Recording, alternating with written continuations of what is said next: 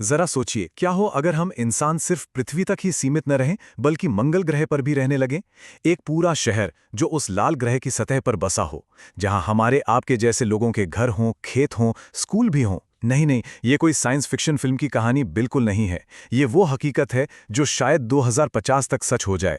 तो चलिए आज इसी मार्स बेस 2050 के पूरे खाके को समझते हैं। सुनने में ही कितना रोमांचक लगता है ना। एक बिल्कुल नई दुनिया, एक दूसरा घर।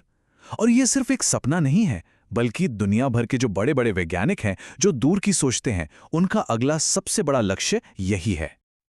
लेकिन एक मिनट, सबसे पहले तो यही सवाल मन में आता है कि आखिर इसकी जरूरत ही क्या है।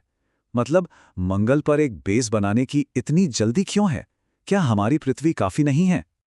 देखिए, असल में वैज्ञानिक मंगल को एक प्लान बी की तरह देख रहे हैं। हमारी पृथ्वी पर संसाधन वो लगातार कम हो रहे हैं, आबादी का बोझ बढ़ता ही जा रहा है, और क्लाइमेट चेंज तो खैर एक बहुत बड़ी चुनौती बन ही चुका है। तो ऐसे में इंसानियत के वजूद को लंबे समय तक बचाए रखने के लिए एक बैकअप प्लैनेट का आइडिया वाकई एक क्रांतिकारी सोच है। और सुनिए, ये सिर्फ कोई दूर का सपना नहीं है। नासा और एलन मस्क जैसे लोग, उन्होंने तो 2050 तक मंगल पर एक परमानेंट बेस तैयार करने का एक बहुत बड़ा लक्ष्य रखा हुआ है।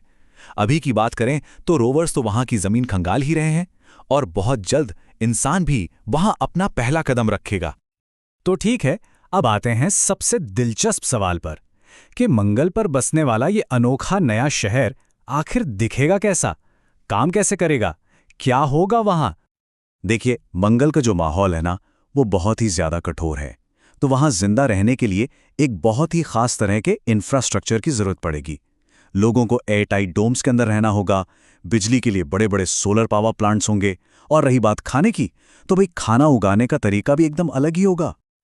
और यहीं पे काम आएगी हाइड्रोपोनिक्स नाम की टेक्नोलॉजी। इसका सीधा सा मतलब है बिना मिट्टी के खेती करना।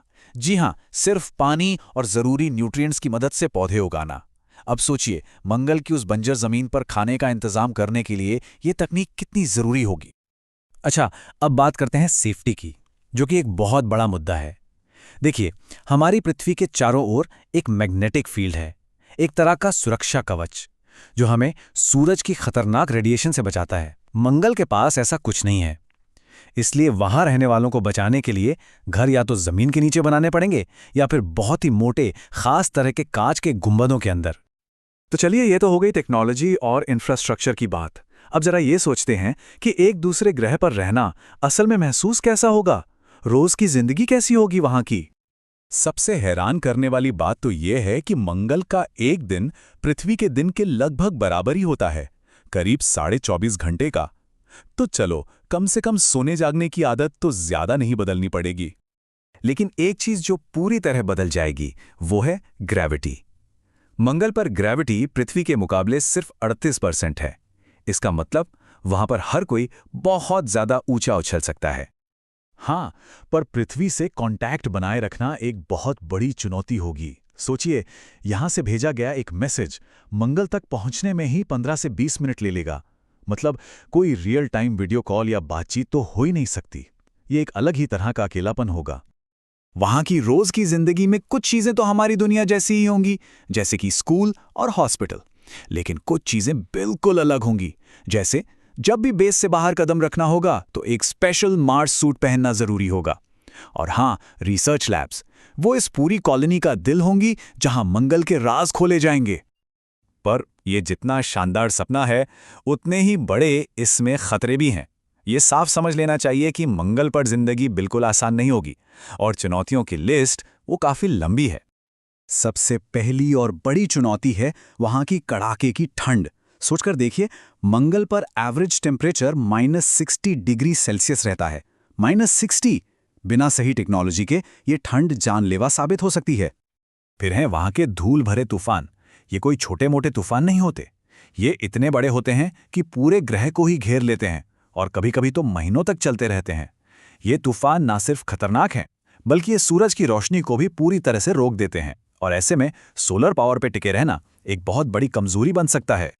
और जैसा कि हमने पहले बात की थी, रेडिएशन, मैग्नेटिक फील्ड ना होने की वजह से वहां रेडिएशन का खतरा बहुत बहुत ज्यादा है। इससे कैंसर जैसी खतरनाक बीमारियों का रिस्क काफी बढ़ जाता है। लेकिन शायद इन सबसे बड़ी चुनौती होगी मेंटल हेल्थ की। अपने घर से अपनी दुनिया यानी पृथ्वी से करोड़ों किलोमीटर दूर पूरी तरह कट जाना और एक छोटी सी बंद जगह में रहना, इसका दिमाग पर जो असर पड़ेगा वो बहुत गहरा हो सकता है। याद है 1969 जब इंसान ने चांद पर अपना पहला कदम रखा था। वो इंसानियत के लिए एक बहुत बड़ी छलांग थी। अब अगली वैसी ही विशाल छलांग मंगल पर एक परमानेंट कॉलोनी बनाना है। ये एक ऐसा कदम होगा जो हमारे अतीत को सीधे हमारे भविष्य से जोड़ देगा। तो ये सिर्फ एक सपना नहीं है, बल्कि एक हकीकत है जो धीरे धीरे शक्ल ले रही है।